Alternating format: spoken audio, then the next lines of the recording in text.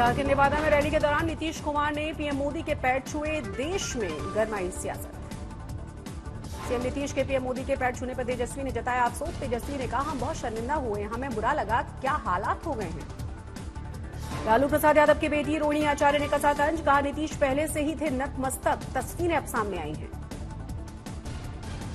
तो उनके शरण में पहले ही जा करके बैठ चुके हैं। अब अभिवादन तो जनता आज कल देखी ना, वो तो पहले ही से जाके उनके चरण में जा करके नतमस्तक हो चुके हैं। चलिए, जेडीयू का आरजेडी पर पलटवार। प्रवक्ता नीरज कुमार बोले, ये शिष्टाचार की बात है, इसे मुद्दा बनाना ठीक नहीं है।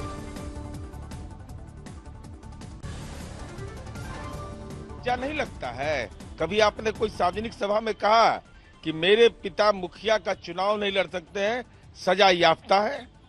अरे ये तो अभिवादन की एक प्रक्रिया होती है, एक दूसरे का सम्मान करना होता है।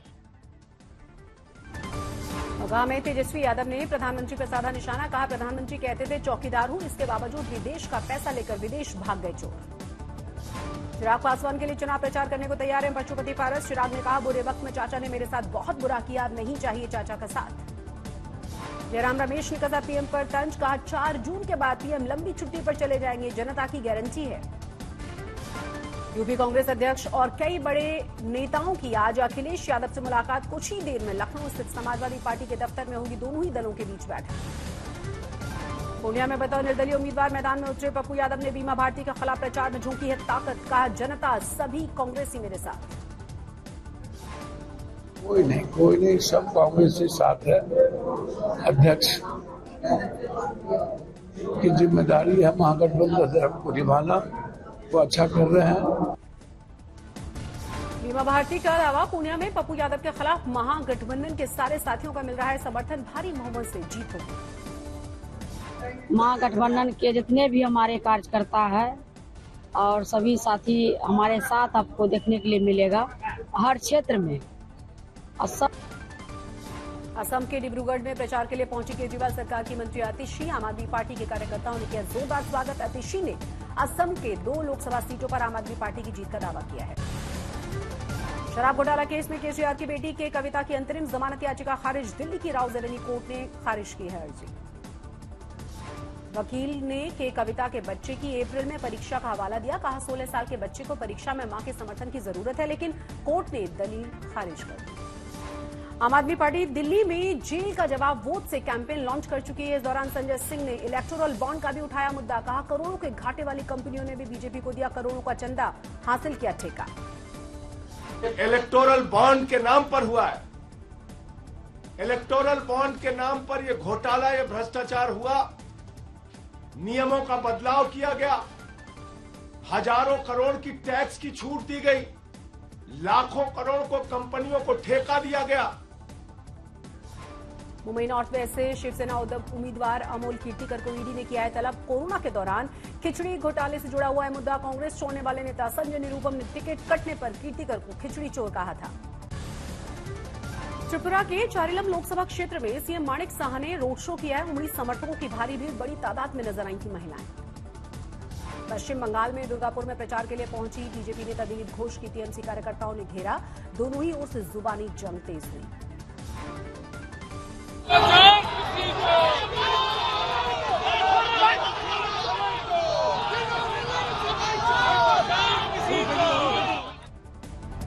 टीएमसी के विरोध के बीच दुर्गापुर में दिलीप घोष और बीजेपी के कार्यकर्ताओं ने भारत माता की जय और जय श्री राम के भी नारे लगाए। कुछ कार्यकर्ताओं की पुलिस के साथ झड़प।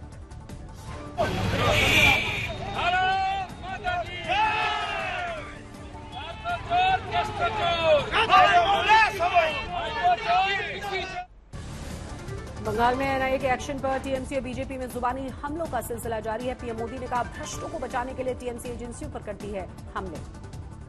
ममता ने की बंगाल में एनआईए ऑपरेशन की निंदा, कहा बीजेपी के लिए काम न करें एनआईए। पुरुलिया में एक रैली को संबोधित कर ममता बनर्जी ने कहा एनआईए और सीबीआई भाजपा के भाई भाई।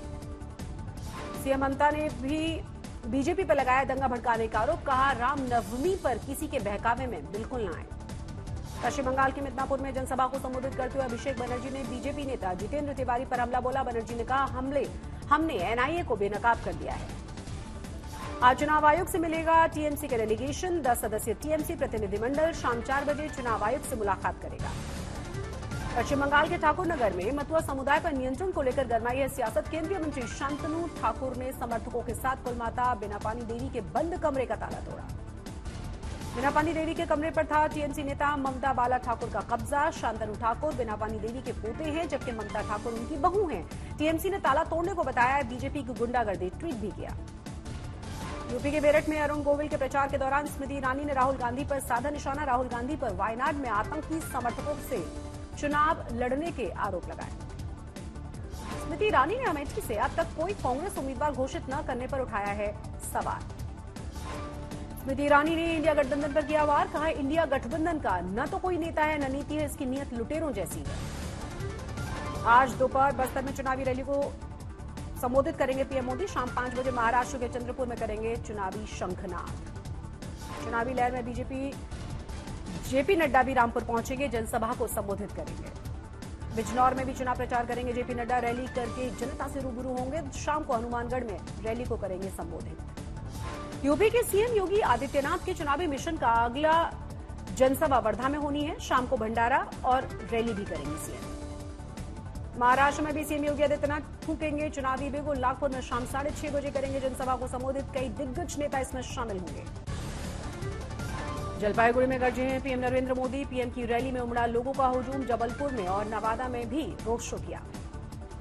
जलपाईगुड़ी में पीएम नरेंद्र मोदी ने कहा, केंद्र सरकार जितना मजबूत होगी हमारे देश पर दुनिया का भरोसा उतना ही ज्यादा मजबूत होगा। पीएम ने कहा, इस बार मोदी सरकार की गूंज पश्चिम बंगाल और पूरे देश में सुनाई देगी। जलपाईगुड़ी ने तय कर लिया है कि 19 अप्रैल को जयंत रॉय को रिकॉर्ड मतों से विजयी बनाएंगे। पीएम मोदी ने किया ममता सरकार पर हमला। का संदेश खाली में माताओं और बहनों पर जो अत्याचार किया गया उसके बारे में देश को पता है। यहां टीएमसी सिंडिकेट का राज है। पीएम मोदी ने जलपाईगुड़ी में विपक्ष पर साधा निशाना। का बंगाल के लोग पूरी तरह से जानते हैं कि टीएमसी लेफ्ट और कांग्रेस के अपने भ्रष्ट नेताओं को बचाने के लिए गठबंधन बना चुकी है। बीजेपी प्रमुख जेपी नड्डा ने तमिलनाडु के चिदम्बरम, करूर, मदुरई में एक जनसभा को संबोधित किया। तमिलनाडु में तिरुचिरापल्ली में बीजेपी प्रमुख जेपी नड्डा को रोड शो की अनुमति नहीं दी गई।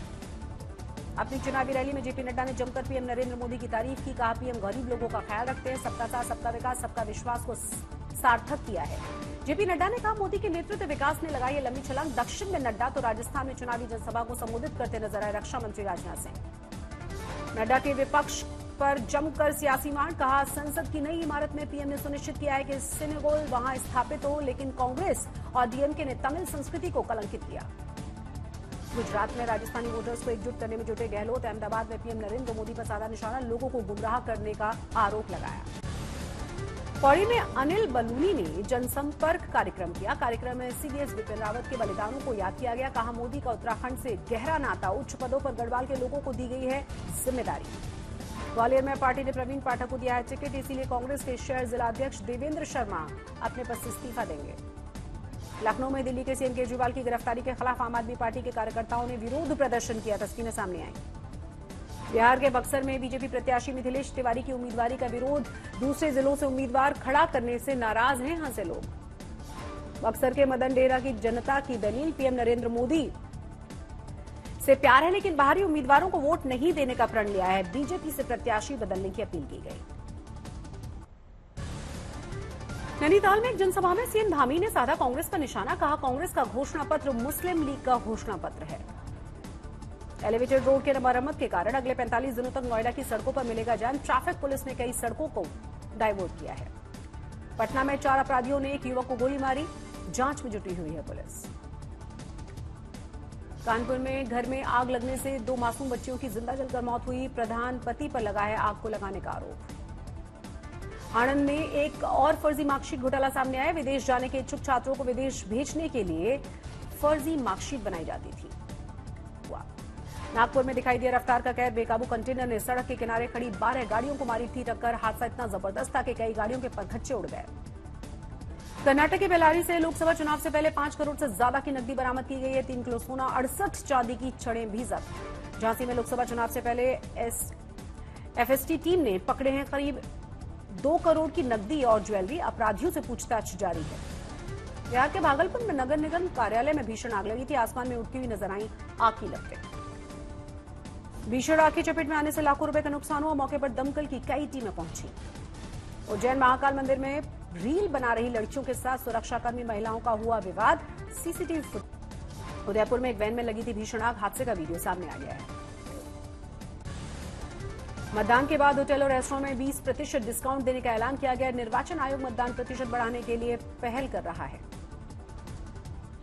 पीलीभीत में हीना परवीन नाम की महिला ने बनाई है मोदी के लिए 56 इंच की बांसुरी। 9 अप्रैल को मोदी आ रही है पीलीभीत। जितिन प्रसाद के लिए करेंगे जनसभा को संबोधित। मध्य प्रदेश में बीजेपी न्यू ज्वाइनिंग में बना है रिकॉर्ड। एक ही दिन में 1,26,000 कांग्रेस के लोगों ने बीजेपी की सदस्यता ली। चीन बॉर्डर पर अलवर का बेटा हुआ है शहीद। शहीद का पार्थिव शरीर पहुंचा उसके पैतृक गांव। सम्मान में ग्रामीणों ने निकाली बाइक तिरंगा रैली। उज्जैन महाकाल मंदिर परिसर में रील बना रही युवतियों के साथ सुरक्षा कर्मियों का झगड़ा हुआ। सीसीटीवी फुटेज सामने आई। सुल्तानपुर में बीजेपी के नेता की भाई की गोली मारकर हत्या। जांच में जुटी हुई है पुलिस। चक्रधरपुर में मिनी नकली शराब फैक्ट्री का भांडाफोड़ हुआ है। नकली शराब बनाने का सामान सहित झारखंड सरकार का स्टिकर बरामद किया गया। 5 सेल्समैन गिरफ्तार। लोहरदगा में ट्रेलर की चपेट में आई थी महिला और बच्ची, दोनों की मौके पर मौत हुई। मथुरा में पुलिस की अंतर्राज्यीय हथियार तस्करों से मुठभेड़ हुई। 4 हथियार तस्करों को गिरफ्तार कर लिया गया है। सुकमा में पुलिस ने नक्सलियों की बड़ी साजिश को नाकाम किया। जवानों ने कई विस्फोटक बरामद किए हैं। पूर्णिया में 7 साल की मासूम के साथ बलात्कार कर हत्या कर देने का मामला सामने आया है। पुलिस ने 2 आरोपियों को गिरफ्तार कर लिया है। नोएडा में जेआईपी मॉल के वाटर पार्क में 25 साल के युवक की मौत हुई। सांस लेने में परेशानी के बाद मौत की खबर। सुकमा में 6 नक्सलियों को गिरफ्तार किया गया। लोकसभा चुनाव में जवानों को बड़ा नुकसान पहुंचाने की फिराक में थे नक्सली। औरैया में फर्जी डॉक्टर और ईडी अधिकारी बनकर लाखों की ठगी की गई। पुलिस ने किया है गिरोह के सदस्यों को गिरफ्तार। हनुमानगढ़ में महिलाओं ने सोना लूटने वाले 4 अपराधियों को गिरफ्तार किया है। किसी दूसरे मामले में गिरफ्तार आरोपियों ने अपनी वारदात कबूली है।